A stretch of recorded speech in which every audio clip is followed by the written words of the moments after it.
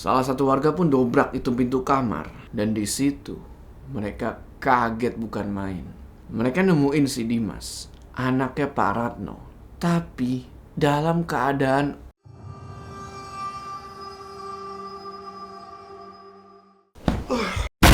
Assalamualaikum teman-teman, balik lagi sama gua.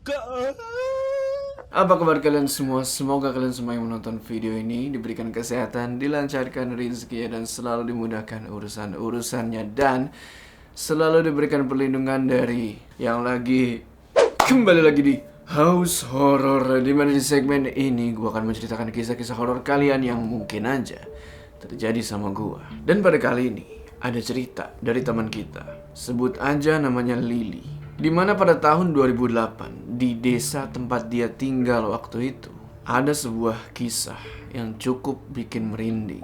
Jadi lewat cerita ini kalian bakalan tahu yang suka ngutangin orang tapi minta dibalikin lebih, gimana tuh nasib mereka. Penasaran kan sama ceritanya?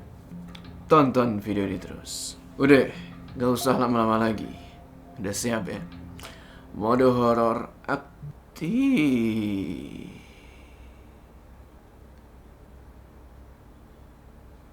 Tahun 2008, di sebuah desa yang namanya itu sebut aja Desa Sri Asih. Suatu desa yang ada di Jawa Tengah. Gak usah dicari. Jadi desa ini dulu tuh terkenal sama orang kayanya, yang kebanyakan itu pelit, dengki, dan iri hati. Nah, Lily ini punya tetangga namanya Pak Ratno. Pak Ratno ini seorang petani, sama kayak bapaknya Lily. Tapi penghasilannya Pak Ratno nggak cukup buat menuhin kebutuhan anak-anak sama istrinya. Pak Ratno ini punya 5 anak, yang kebanyakan mereka itu masih kecil-kecil. Bisa dibilang hidupnya Pak Ratno ini agak menyedihkan lah. Nah, karena Pak Ratno ini nggak kuat ngelihat istri sama anak-anaknya itu kelaparan, akhirnya suatu hari dia mutusin buat minjem duit ke seseorang yang paling kaya di kampung itu. Cuman orang ini tuh bisa dibilang punya sifat yang gak baik lah. Sifat yang tadi gue sebutin. Sebut aja nama orang ini adalah Pak Doyok. Jadi Pak Rano minjem duit nih ke Pak Doyok dengan jaminan kalau nanti pas tiba waktunya panen, hasil panen itu mesti dibagi 2 sama Pak Doyok. Dan uang yang udah dikasih pinjem tadi mesti dibalikin 2 kali lipat. Pak Ratno yang waktu itu bener-bener butuh duit, mau gak mau ngeiyain persyaratan dari Pak Doyok. Dan ternyata bukan cuma Pak Ratno aja yang minjem duit ke Pak Doyok itu. Banyak warga-warga lain yang minjem duit ke dia. Jadi bisa dibilang Pak Doyok ini semacam rentenir yang suka nindes orang miskin. Selang beberapa minggu kemudian beredar berita nih di kampung itu kalau kekayaan yang dimiliki sama Pak Doyok adalah hasil pesugihan. Dari mana taunya? Karena ada salah satu pekerjanya Pak Doyok, kita sebut aja Pak Tono, seorang tukang kebun yang tiba-tiba dipecat karena ketahuan mergokin majikannya itu lagi ngasih sajen di ruangan yang gak boleh dimasukin sama orang lain. Jadi Pak Tono cerita kalau suatu waktu dia sempat masuk ke ruangan itu karena penasaran. Ternyata pas dia masuk ke dalam ruangan itu, di dalamnya itu gelap gulita, kotor, dan ada patung naga besar. Oh iya, sedikit tentang Pak Doyok. Pak Doyok ini adalah seorang duda, anak 3. Yang ketiga anaknya lagi kuliah di luar kota. Pak Doyok hidup di rumah segede itu, cuman bertiga, yaitu sama pembantunya, sebut aja Bi Narsih, dan sama tukang kebun yang tadi, Pak Tono. Nah, karena Pak Tono udah dipecat, ya otomatis mereka tinggal berdua di rumah itu, yaitu sama Bi Narsih doang. Oke, suatu ketika Bi Narsih ini pergi ke pasar dan dia ngelewatin pangkalan ojek dekat rumahnya. Nah, pas ngelewatin itu pangkalan, ada salah satu tukang ojek yang nanya, "Bi Narsih, Pak Doyok kemana? Kok gak pernah kelihatan?" Terus Bi Narsih bilang, "Iya mas, lagi sakit." Ditanya lagi kan sama tukang ojek itu, "Sakit apa Bi?" Di situ Bi Narsih gak ngejawab dan bilang, "Maaf ya mas, saya harus cepet-cepet pulang." Kayak ada yang ditutup-tutupin gitu. Beberapa minggu kemudian, akhirnya Pak Doyok keluar rumah nih dengan kondisi yang bisa dibilang bener-bener memprihatinkan. Badannya kurus kering, rambutnya gimbal kayak gak pernah sampoan, kantong matanya gede banget kayak gak pernah tidur. Salah satu warga negur dia lah tuh, "Loh, Pak Doyok udah lama gak keluar, sakit toh?" Tapi di situ Pak Doyok ngebantah kalau dia sakit dan bilang, "Enggak, saya sehat-sehat aja. Buktinya saya masih keluar."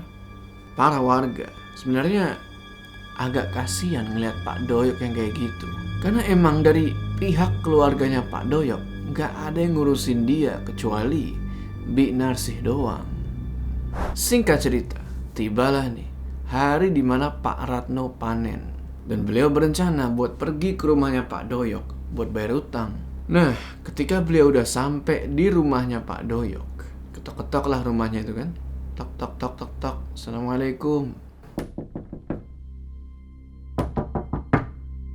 Pas ketokan yang ketiga, baru ada jawaban dari dalam. Waalaikumsalam. Ada apa, Pak? Ternyata Bi Narsih yang ngebukain pintu. Di situ Pak Ratno bilang kalau beliau mau ketemu sama Pak Doyok.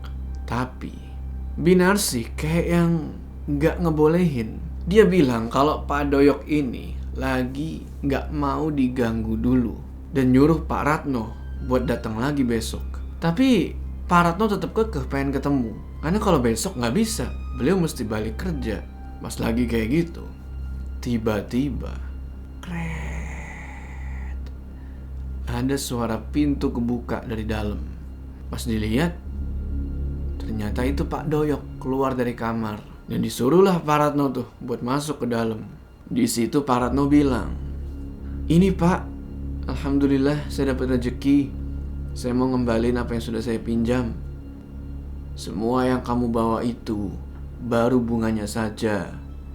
"Loh, kok begitu Pak?" "Sesuai perjanjian Pak, hasil panen saya sudah dibagi rata dengan Bapak, dan uang yang Bapak pinjamkan ke saya pun sudah saya kembalikan 2 kali lipat.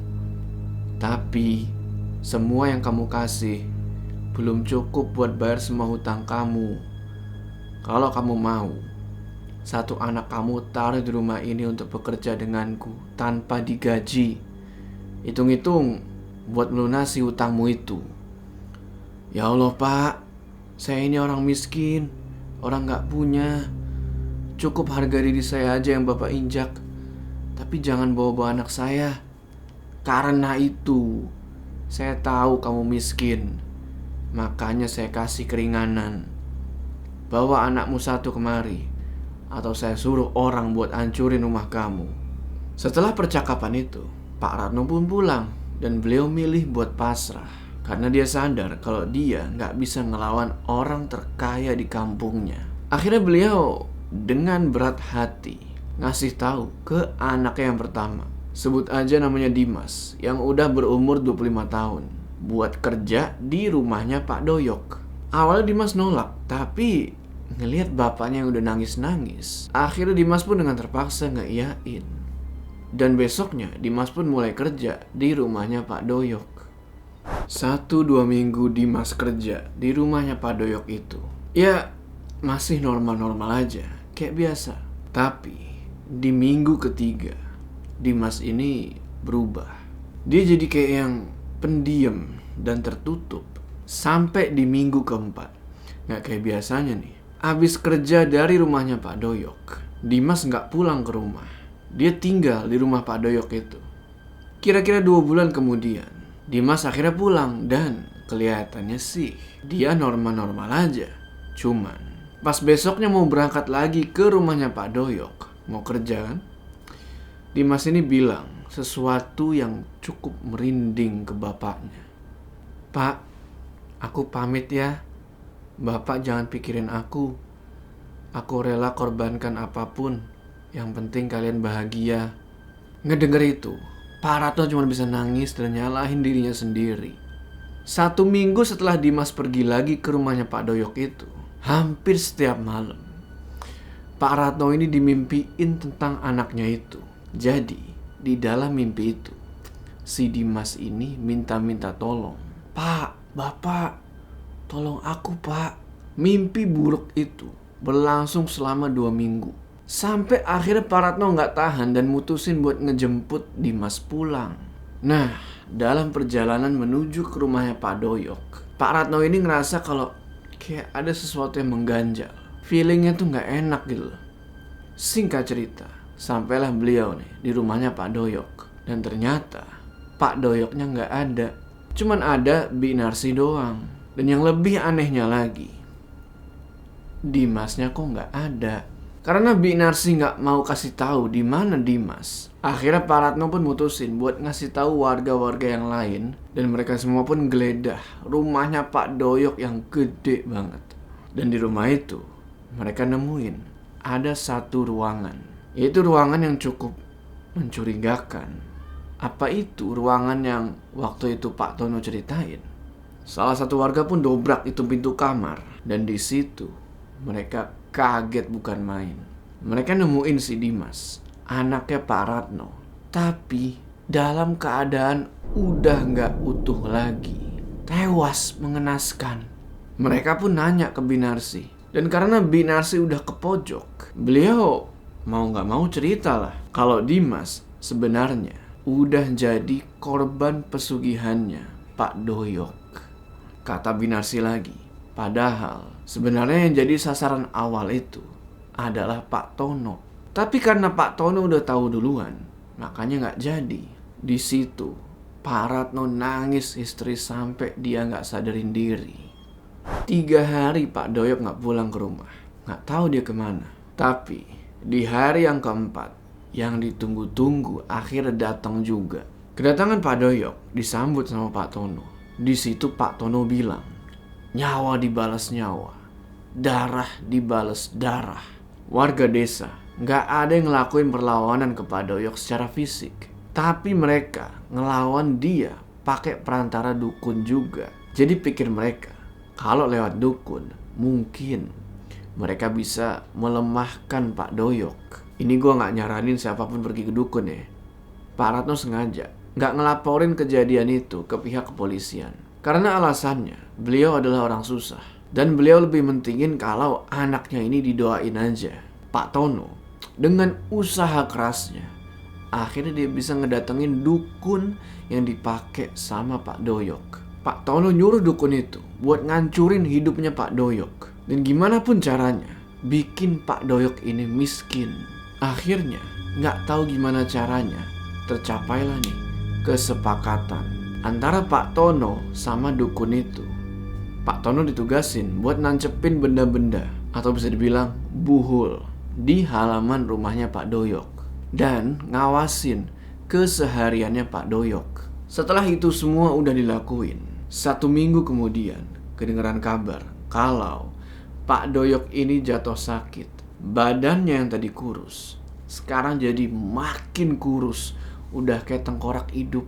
Berdiri aja nih udah susah banget. Tapi di sini keanehan terjadi. 1 bulan kemudian, Pak Doyok yang tadinya udah kayak tulang hidup sekarang jadi gemuk dan sehat. Warga yang ngeliat itu bingung dong, kok bisa sedrastis itu perubahannya. Cuman emang bener, Pak Doyok ini udah gak kurus kering lagi, tapi dia jadi gila. Setiap hari dia lari tuh kesana kemari sambil nangis-nangis dan ketawa-ketawa. Usahanya bangkrut. Bi Narsi milih buat gak kerja sama dia lagi dan pulang kampung. Pak Doyok jadi sebatang kara. Tiap hari dia samperin tuh rumah demi rumah di kampung itu, cuman buat minta-minta makanan. Sampai suatu ketika kampung itu diterpa badai, hujan deras sama angin kencang. Setelah badai itu berlalu, Pak Doyok ditemuin sama warga-warga meninggal ketimpa pohon. Tapi kalian pikir dengan meninggalnya Pak Doyok ini masalah udah selesai? Dengan meninggalnya Pak Doyok justru ada masalah baru. Setelah kematiannya Pak Doyok, sekarang setiap malam kampung itu diteror sama satu sosok jin yang nyerupain Pak Doyok itu. Sosok itu keliling dari satu rumah ke rumah yang lain, nagih-nagih utang persis kayak Pak Doyok pas masih hidup. Alhasil, hampir setiap warga di kampung itu gak ada yang berani keluar malam karena teror itu. Dan setiap warga yang berani keluar malam pasti ngelihat sosok yang nyerupain Pak Doyok itu, pakai baju compang-camping. Pernah ada kejadian. Waktu itu ada orang mau lahiran, dibawa nih pakai ambulan. Di tengah-tengah perjalanan ada sosok itu lagi berdiri nenteng kepala. Dan lu mau tahu sosok itu ngapain? Sosok itu ngelempar kepala yang dia tenteng ke kaca depan ambulan. Si sopir ambulan yang ketakutan langsung tancap gas di situ. Di sini anehnya, tadi kan kaca depan itu dilempar kepala kan, kepala yang berdarah-darah tuh, otomatis di kaca itu juga berdarah-darah dong, ada darah-darahnya. Nah, ketika ambulan itu sampai di rumah sakit, darah itu hilang. Teror sosok yang menyerupai Pak Doyok itu berlangsung selama 40 hari. Dan setelah 40 hari itu, sosok tersebut udah mulai jarang nampakin dirinya lagi. Selang beberapa waktu, akhirnya anak-anaknya Pak Doyok pulang ke kampung itu. Yang anehnya di sini, tahu bapaknya meninggal kayak gitu, mereka kayak biasa-biasa aja. Oke lah, singkat cerita, anak pertamanya Pak Doyok mutusin buat menikah nih dan nempatin rumah peninggalannya Pak Doyok. Kengerian belum berakhir di sini. Setelah anak pertamanya Pak Doyok menikah, gangguan-gangguan di kampung itu yang tadinya hilang sekarang mulai muncul lagi. Anak pertamanya Pak Doyok itu kita sebut aja Rehan. Nah, dia ini nikah sama seorang cewek yang sebut aja namanya Ratih. Karena urusan pekerjaan, setelah nikah itu Rehan sama istrinya mesti keluar kota selama beberapa waktu. Otomatis rumah Pak Doyok kosong dong. Secara dua adiknya Rehan, yaitu Adi sama Rizky, milih buat tinggal di luar kota dan kerja. Akhirnya, setelah 3 bulan di luar kota, Rehan sama Ratih pun pulang ke rumah itu dengan kabar gembira karena Ratih lagi hamil 2 bulan. Ngelihat istrinya yang lagi hamil itu, Rehan gak tega kalau sewaktu-waktu ada tugas keluar kota dan mesti ninggalin istrinya sendirian di rumah segede itu. Akhirnya Rehan pun mutusin buat nyari pembantu buat nemenin istrinya kalau sewaktu-waktu Rehan mesti keluar kota. Dicarilah tuh pembantu kan kesana kemari, lewat temennya, cari lewat tetangga, tapi masih belum ketemu juga. Sampai suatu hari, pas pagi-pagi, ada tamu yang datang, seorang cewek cantik.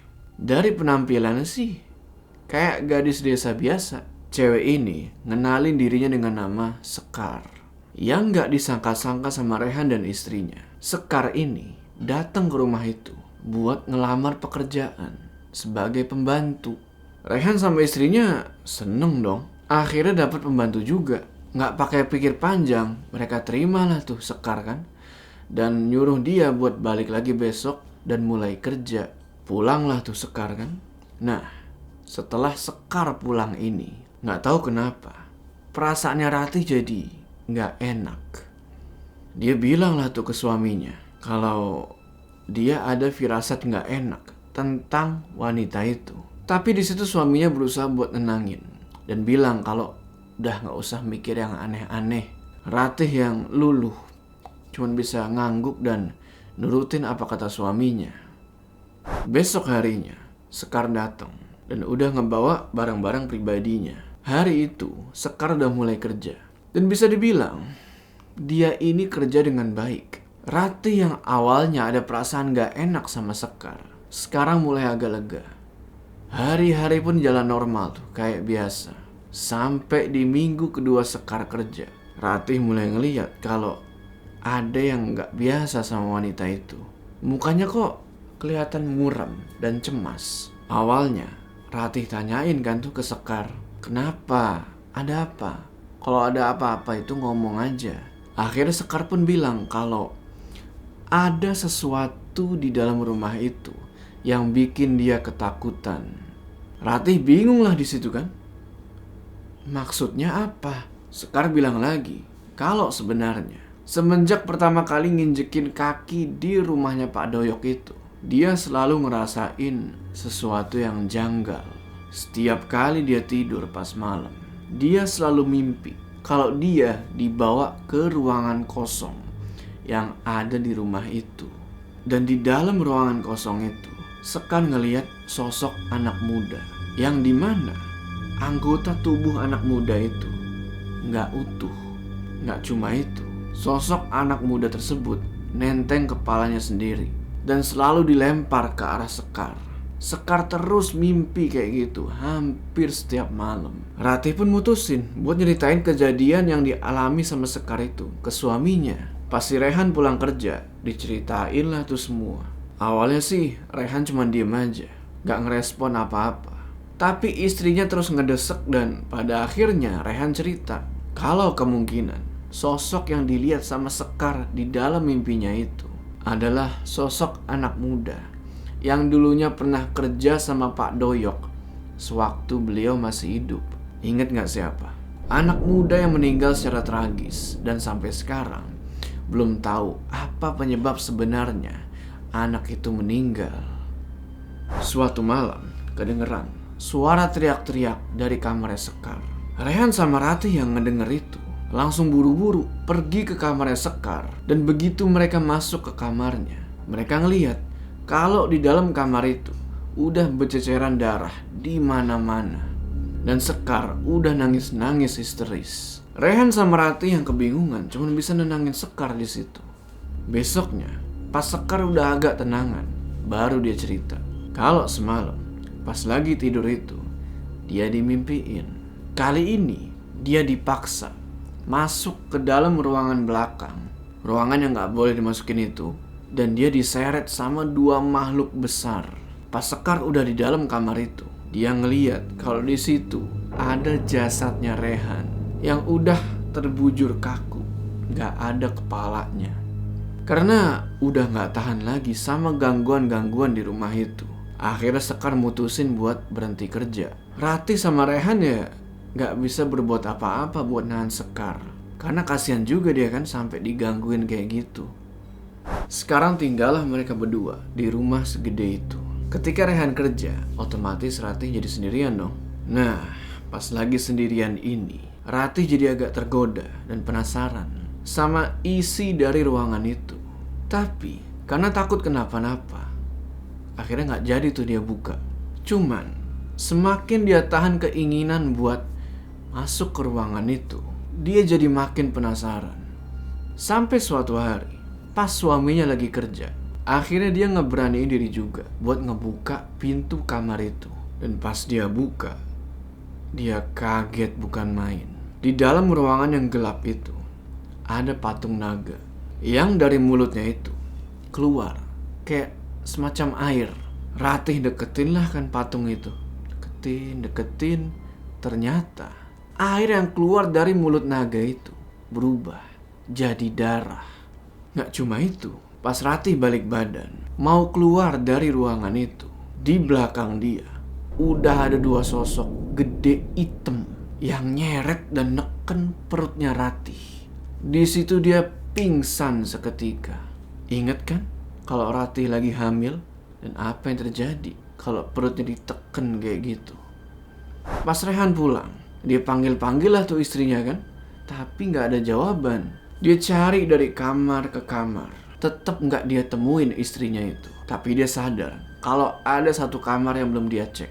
Kamar itu gak pakai lama, dia langsung pergi ke kamar itu. Dan bener aja, pintu kamar itu udah kebuka. Dan dia lihat istrinya itu udah bersimbah darah, tapi masih hidup ya. Dibawalah istrinya itu ke rumah sakit. Tapi akibat pendarahan yang lumayan hebat, anak yang ada di dalam kandungannya Ratih gak selamat. Di situ istrinya langsung nangis-nangis tuh. Rehan terus inisiatif buat nelpon kedua saudaranya, tapi saudaranya itu gak bisa datang karena alasan pekerjaan. Di situ Rehan udah marah banget dan dia berniat balas dendam atas kematian anaknya. Pas sampai di rumah itu lagi, Rehan langsung masuk ke dalam ruangan itu dan nyoba buat ngancurin patung naga tersebut. Patung itu dipukul sama dia, dipukul. Tapi yang terjadi adalah setiap kali dia pukul itu patung, dia ngerasa kalau badannya itu juga ikut kepukul. Tapi Rehan gak nyerah. dia terus pukul itu patung. Sampai gak sengaja pas lagi mukul gitu, dia jatuh. Dan pas dia jatuh itu, patung naga itu jatuh juga, nimpa badannya. Lalu istrinya Rehan awalnya stres, agak tertekan sama semua yang udah terjadi. Sampai akhirnya karena stres yang berkepanjangan, mentalnya udah gak bisa ditolong lagi. Oke teman-teman, gimana tuh tadi ceritanya? Tulis pendapat kalian di kolom komentar ya. Sebelum kita berpisah, jangan lupa kalian like video ini. Dan bagi yang belum subscribe, ayo subscribe sekarang ke channel ini supaya kalian gak ketinggalan cerita-cerita horor selanjutnya. Gua Jo, sampai ketemu di cerita selanjutnya.